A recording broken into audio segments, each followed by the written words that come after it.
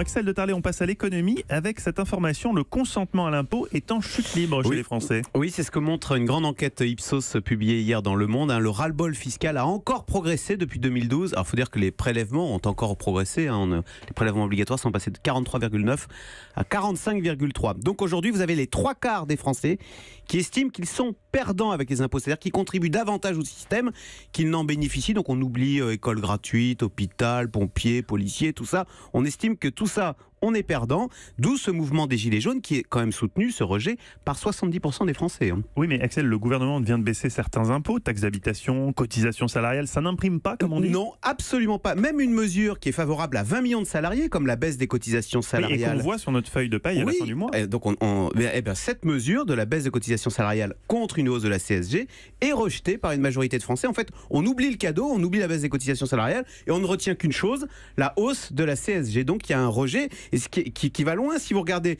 ce sondage hier, donc la taxe sur les produits pétroliers rejetée par 60% des Français, la CSG rejetée également et la taxe d'habitation sont également rejetées par 6 Français sur 10. Même la TVA est rejetée par 47% des Français. Donc oui, il y a un consentement à l'impôt qui est en chute libre et vous avez même 1 Français sur 2 maintenant qui approuve la décision de certains contribuables de s'installer à l'étranger pour ne pas payer d'impôts. Ah oui. Donc vous voyez, vous avez un vrai rejet qui est inquiétant quand même dans un pays, la France, où l'on compte beaucoup sur l'impôt pour faire tourner la machine.